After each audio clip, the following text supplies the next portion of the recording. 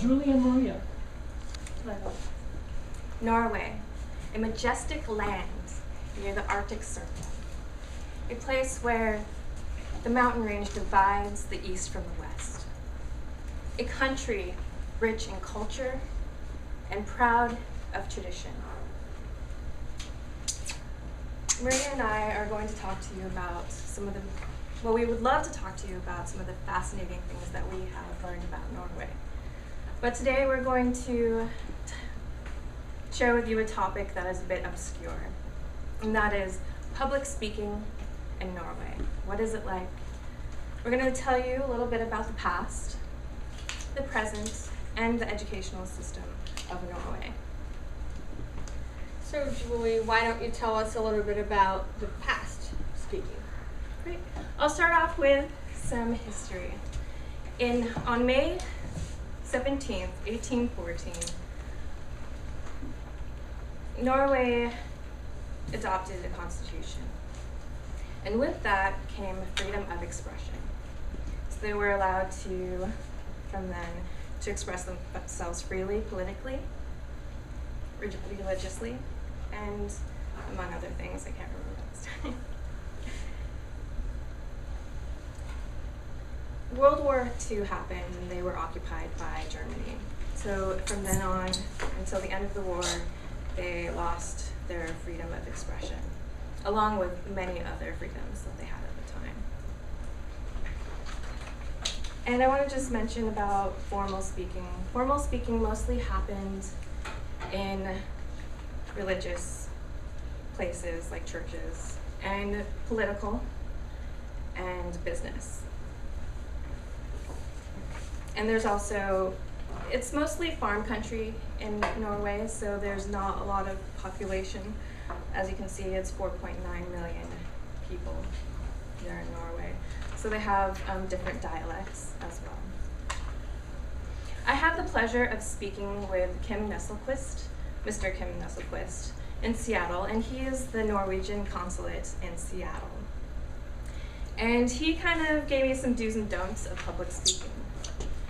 He was an advisor for the Conservative Party in Norway, and he was going to have to do some public speaking. So what they did for him, this was about 30 years ago, so what they did for him was they arranged for him to learn how to publicly speak through a news anchor television station. So what they did is he would go there and he would learn from them what to do and what not to do while speaking.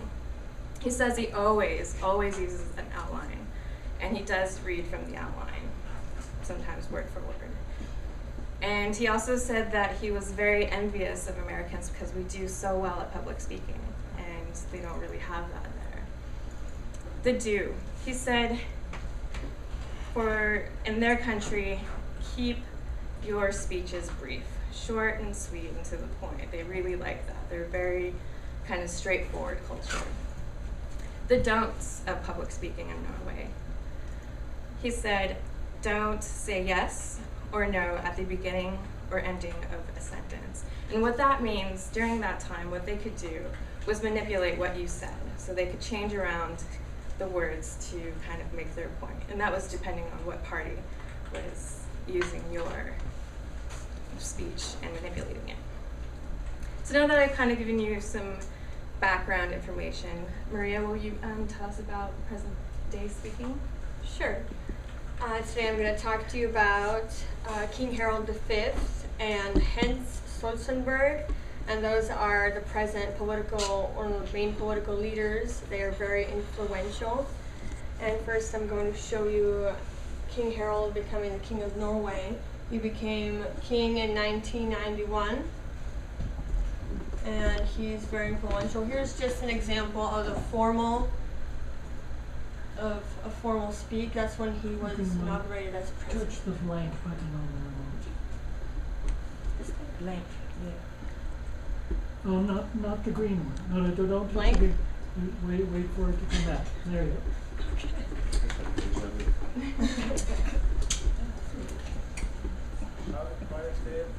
Harald V vil nå avlegge eden for Stortinget i henhold til Grunnlovens paragraf. See, they're really formal here. Eller And he's parter. going to be reading off his Jeg lover og vows, I berger guess. og vil regjere kongeriket Norge i overensstemmelse med det konstitusjon og lover. And he's very influential right now. He speaks to students, he speaks everywhere. I'll pause that. Herr stortingspresident, He's spoken to a school in Oslo, and he gave them a hopeful speech about being good people and about public speaking, about how to voice your opinion and just speak. And I also want to talk to you about Hans Stoltenberg, and I have a video of that. And if I can find it.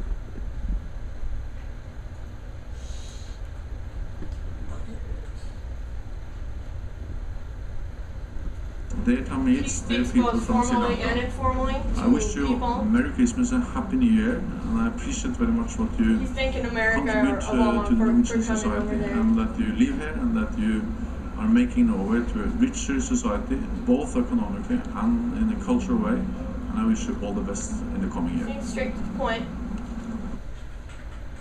Okay.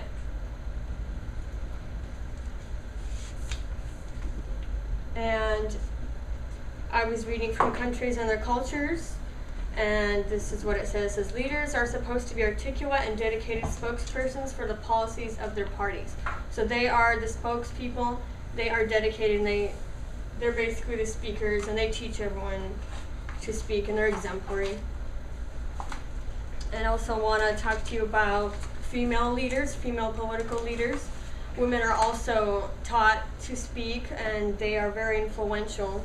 I was reading a magazine on Norway.org, and according to the National Security Council and on their resolution 1325, it calls for women's full participation in promoting peace and security. So women as well, they promote peace and security, they speak, and they are influential as well. And not only are the political parties influential. And then I'd like to talk to you about youth and my interview at PLU. I interviewed about 4 students, just sat down and asked them a couple questions at PLU, and one of the girls said that she remembers that they already had to know how to speak. They were just expected to know how to speak and be oral, and they weren't really taught in grade school or high school. And all right, and I think I said everything, and now I'd like to talk to you about education, and now Julie's going to start with that. So I was lucky enough to find a text on education in Norway. It's by Helen Haas, and she was a student at Pittsburgh University. The book is entitled The Education and Youth in Norway. This book was written in 1960, so I couldn't find anything else on education in Norway. I was really lucky enough to find this book from 1960. In this text here, in the book, it talks about education.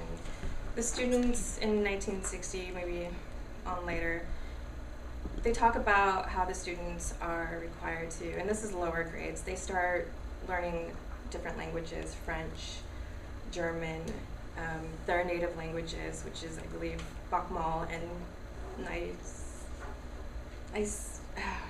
Nysorg, I think. And also Norwegian, they're native, those are the native languages.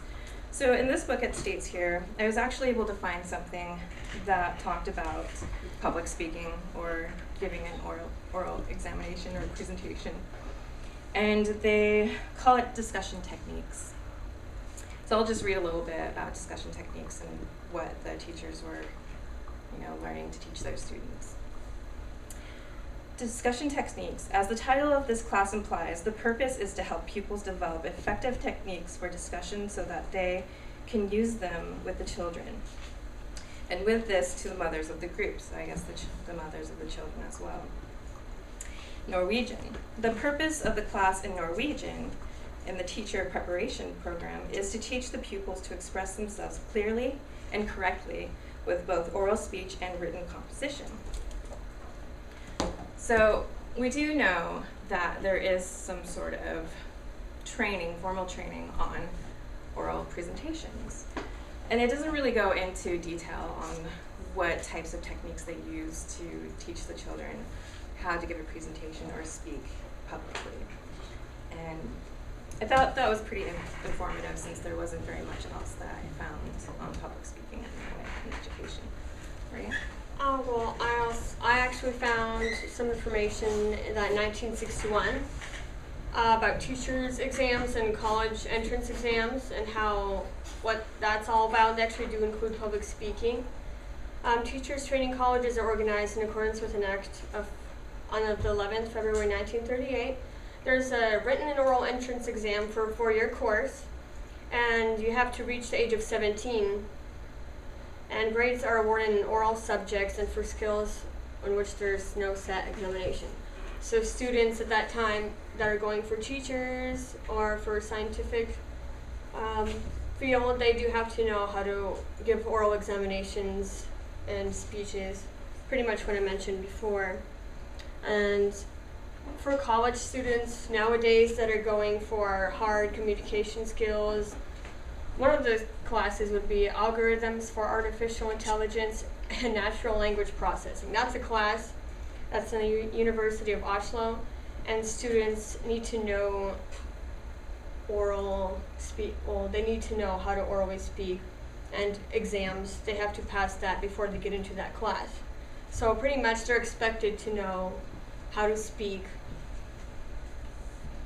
And now that Julie and I have talked to you about the past, and she's mentioned 3 points about the historical background and the do's and don'ts and the formal speaking, and we've also mentioned education and the present speaking, and all these things go into Norway, and it makes Norway the country that it is now. Freedom of speech, of religion.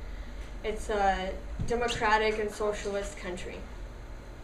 Thanks.